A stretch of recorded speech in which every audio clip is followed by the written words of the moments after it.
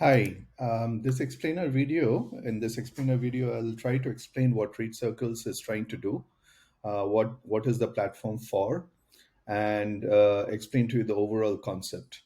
The We are trying to target the digitization of global real estate, and the starting point of any kind of real estate digitization is a process of bringing together the facts for all the real estate in the current world, right? So if you have here, let's say the real estates in the real world real estate,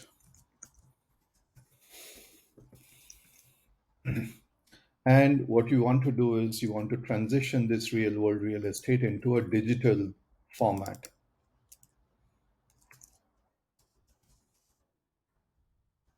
right? Now, this transition from the real world to the digital world of any kind of real world assets is not a straightforward path. Why? Because in the real world, imagine what you do. Yes. So, say for example, in the real world, most of the time, what happens is that you have banking institutions, right?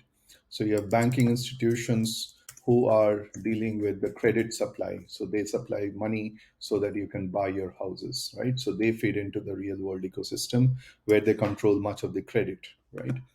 Then, of course, you have the host of people who are the actors, different kind of actors. So they are, let's say, the notary.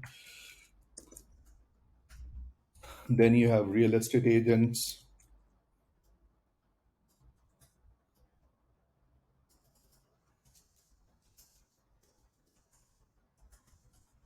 right?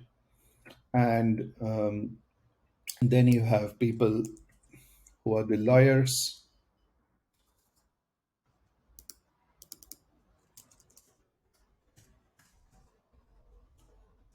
right? And in this way, there are more and more people. You can have, for example, government tax agents.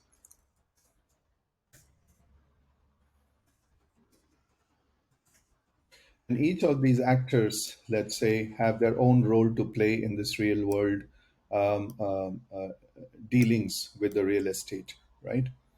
Now, whenever you try to transition to any kind of digital format, what will happen is that these real world entities will be left out, and they cannot do anything in this digital world unless and until you provide them some means to do that, right?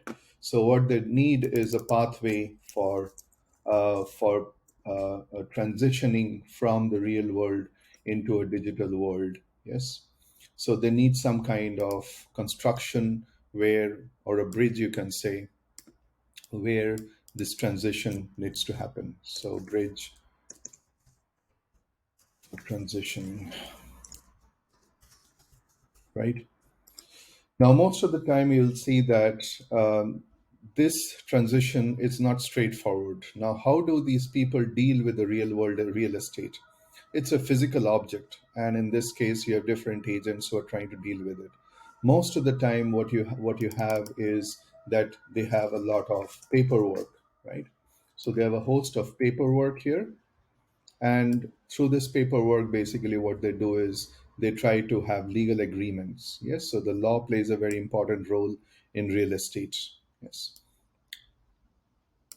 So all of these entities tries to deal with the real estate using documents. Yeah.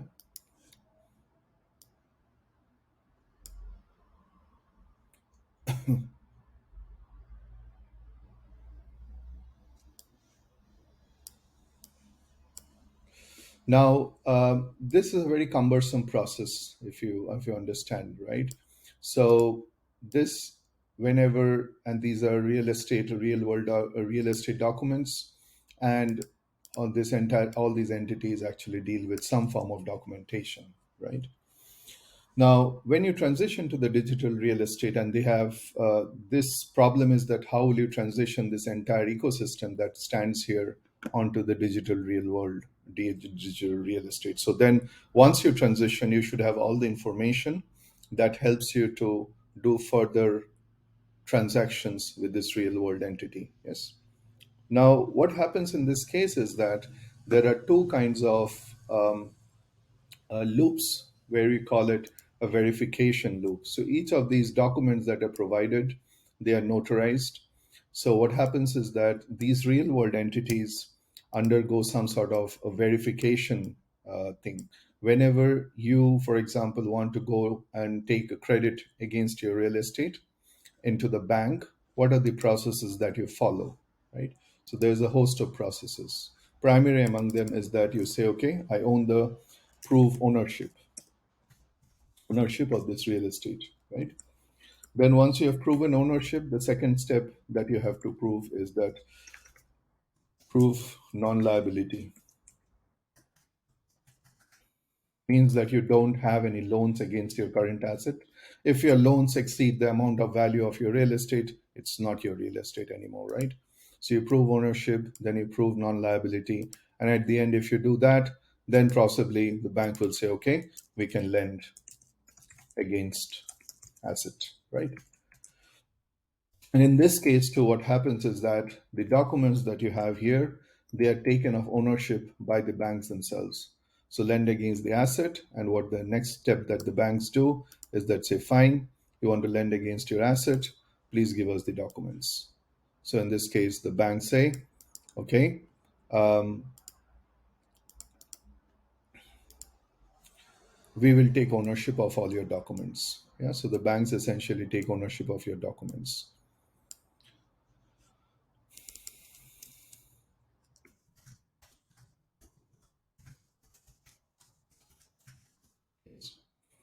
Now, this entire cumbersome process where the banks essentially are trying to deal with your stuff, they take ownership of your documents and then they issue certain loans or any other credits against your asset.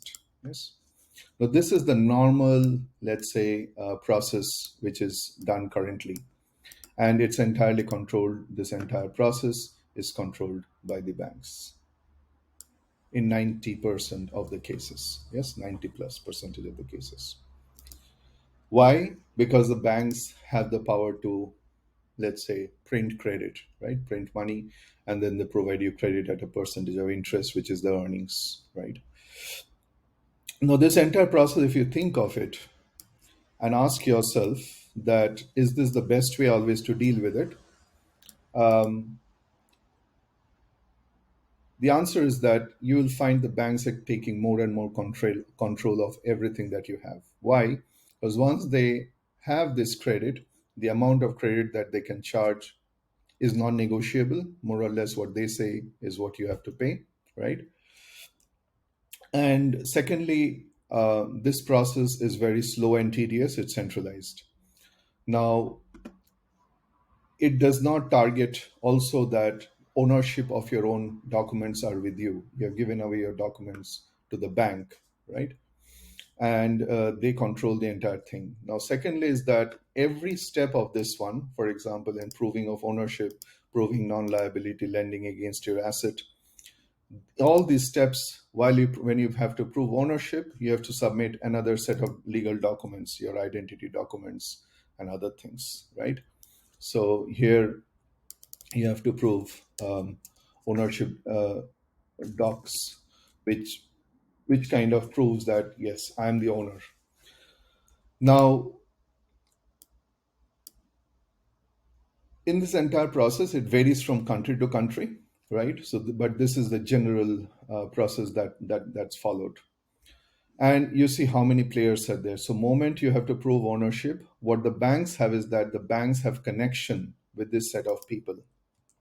Yes, the banks have connection with this set of people, and they actually deal with them on your behalf. Yes, and you don't see that because banks are doing that for you.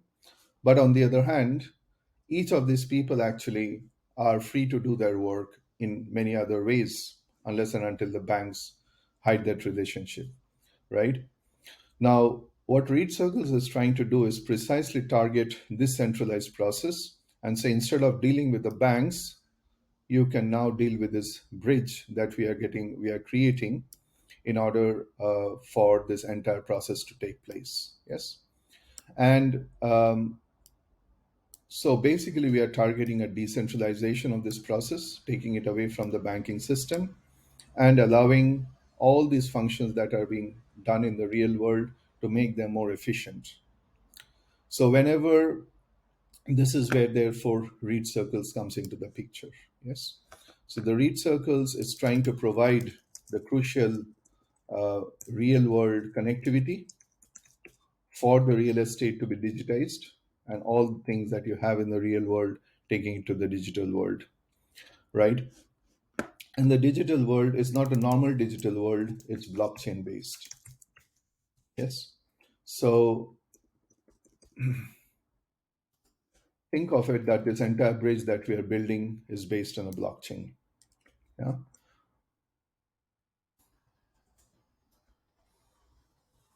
Is based on the blockchain. And eventually, what happens is that whenever you build such a system is based on the blockchain, then what you will find is that there are several benefits to doing that. Yeah. So the final digital real estate will end up on a blockchain. Yes.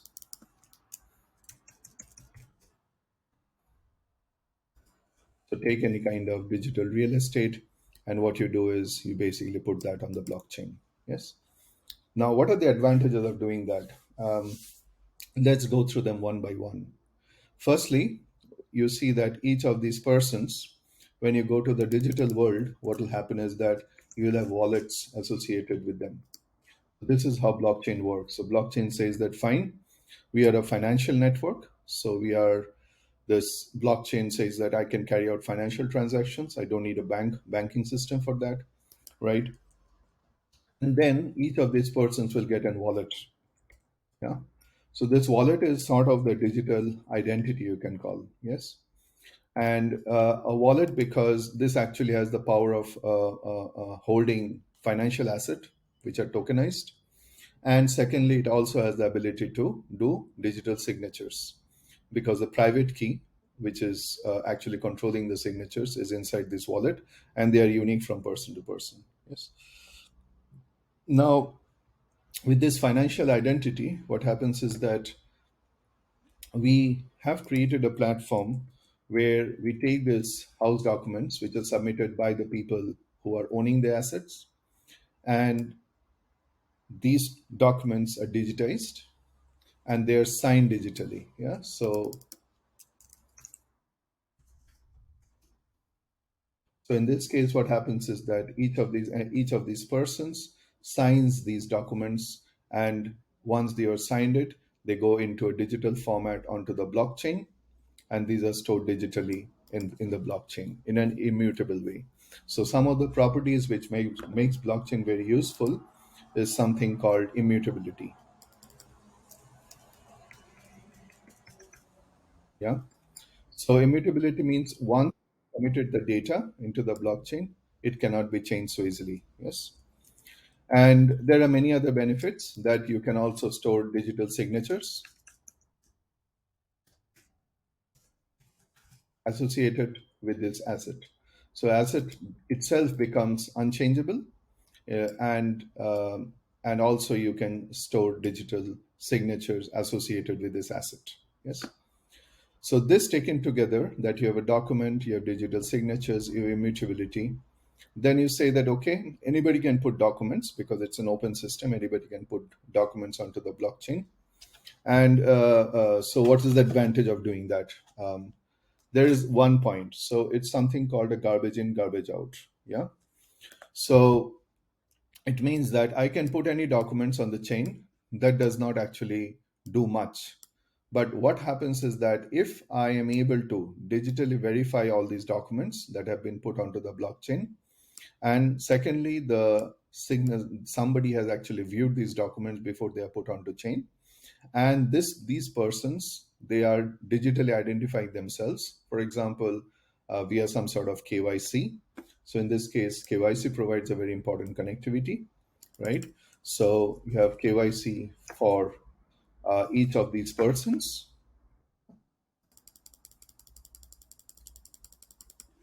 So associated with all these things, what you do is you create a KYC for each of these persons and issue something called a DID. It's called a decentralized identity. Now, this DID is a powerful concept again. It says that, okay, this person who has done a KYC has a unique identity, and this identity is somehow tied into the blockchain identity. So now what you have in the blockchain is as follows. So let's take all the elements that are present on the blockchain now. So you have the documents submitted, you have the digital signatures of the people who are submitting these documents,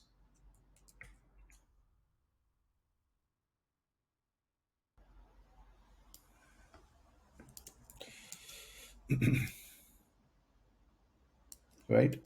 So they could be any persons. Then after that, what you have is the did of these people, a digital identity, right? So just take the blockchain in the center, you spread along all these things that you have right now, and then you get a more and more complete picture of what you're trying to do. Because once you have a deed, once you have the house documents, once you have digital signatures done by these people who already have the deeds, for example, right? So they are identifiable who it is, and their credentials have been also certified on the chain. Means if you're a lawyer or a real estate agent, we know who you are, and you have digitally signed these documents, right, of these documents. And after you have done that, you have put all these things onto the chain. Yes. So in this whole process, if I have done this, then the scope of error in the end is very, very low. It's not zero, nothing is zero, but the scope of error of collecting all these things and putting it on the chain, what it creates is something called a digital footprint or some sort of immutable data. And you can say we can now at the end create some sort of certification for this asset. Yes. So by collecting all these things that we have done here, so by collecting all the data that we have created here, right?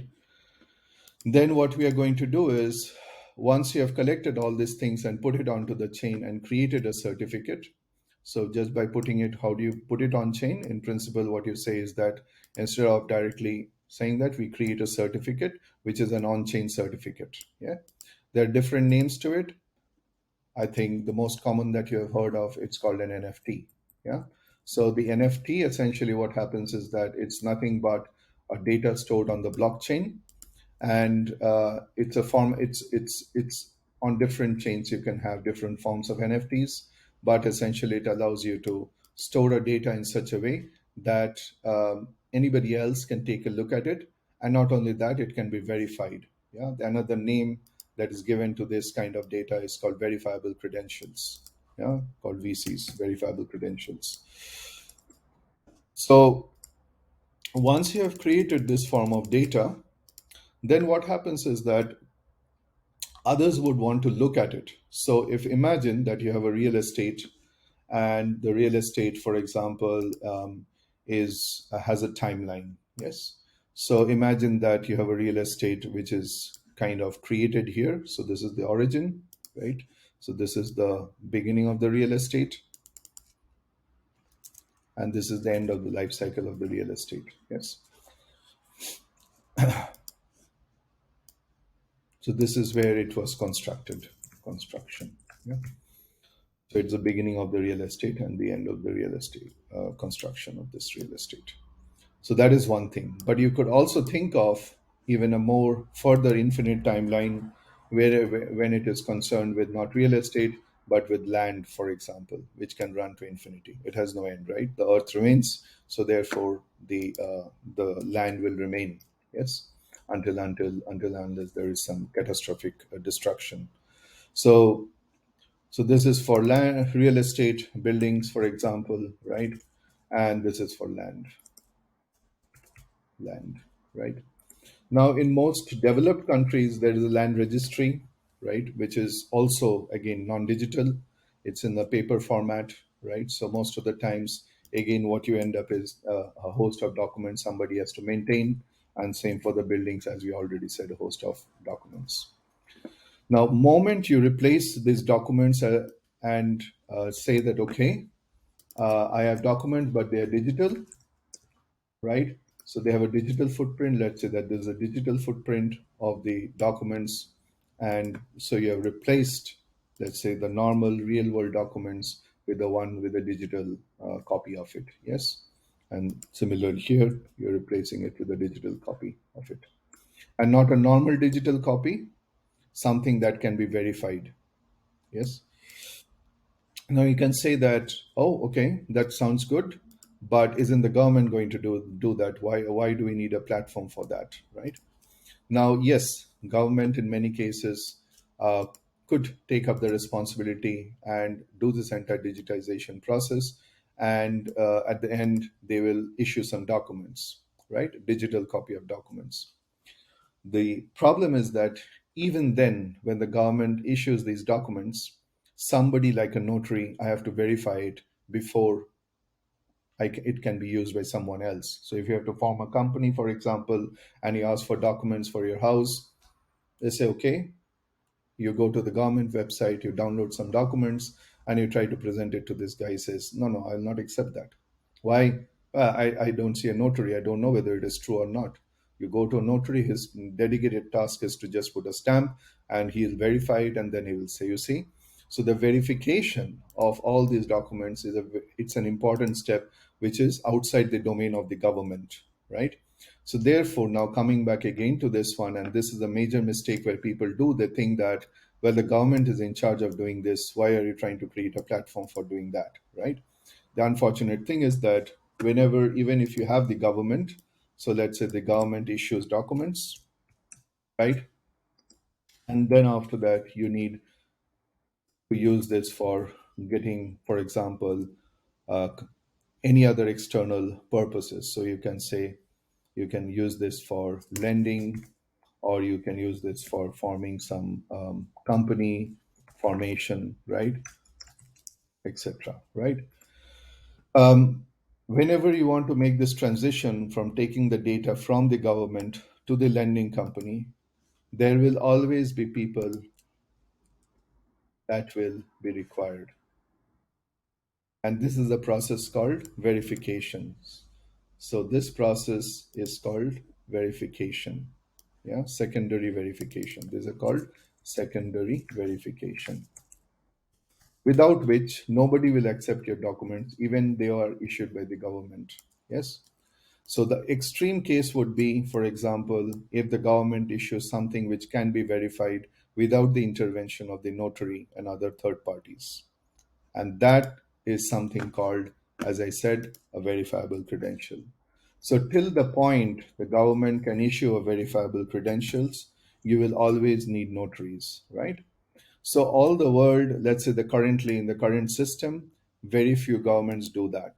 Yeah, we are not yet in a stage where we can just take documents and use them because they are verifiable credentials. Yes.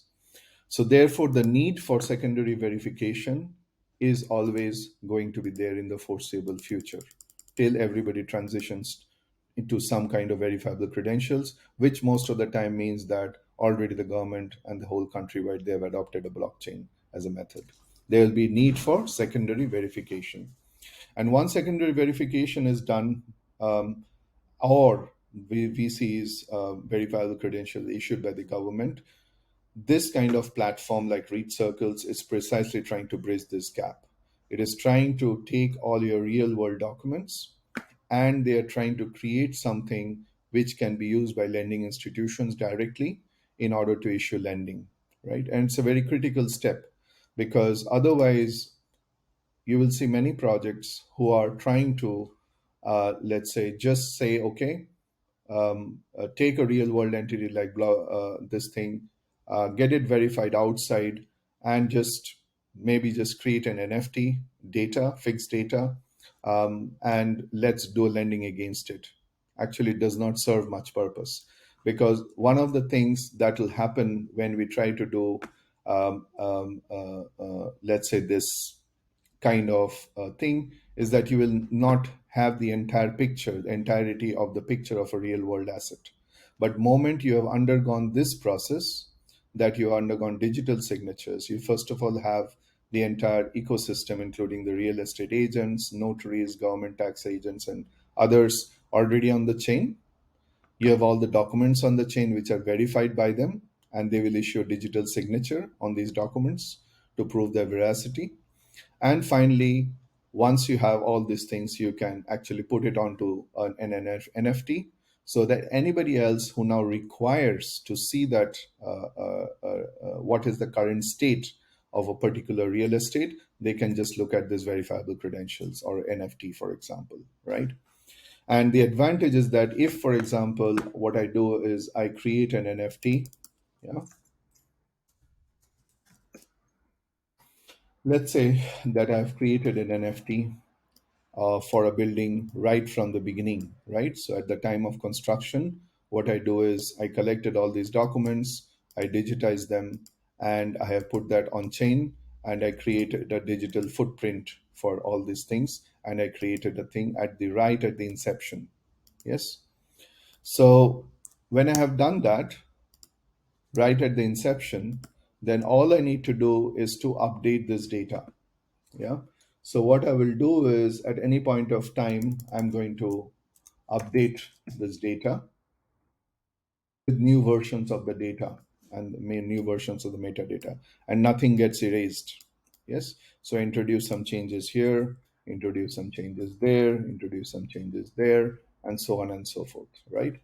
And this transparency of process is very much missing in the current real world use cases, that people are able to fake many of these data because simply because the data can be changed by most of the third parties. Yeah. There is no source of truth. So once you can evolve this data over time and erase nothing, right? So you continue to evolve but not erase. So that the most important thing is that you don't erase the data. Yes. So the key term to use is that evolve but do not erase.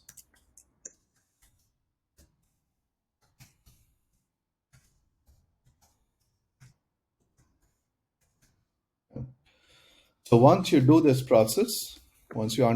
process of data evolution, you see what you're trying to do in the end is that this piece of data continues to get evolved, and any third party is able to view this data. And if needs to be permissioned and encryption, that also can be done.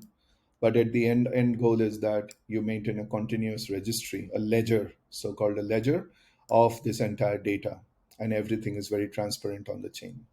So as you see now, this entire process that I just explained to you, secondary verification loop, the creation of DIDs, putting the documents, verified documents on chain, creating a verifiable credential, evolving the data but not erasing them, is what ReadCircles is targeting in the first phase, because we fully understand that the real challenge of real estate is not so much in buying and selling, but the real challenge of real estate is in actually creating a verification system where everybody can trust that data. And that trust is via the blockchain. So when such a complex system where there are multiple parties interacting with each other, then this entire process to be documented, what is happening, who is creating new data, where is the data landing up. Right now it's a big ecosystem with no coherence on the documentation, and whenever you create any kind of lending against an asset, this becomes a challenge.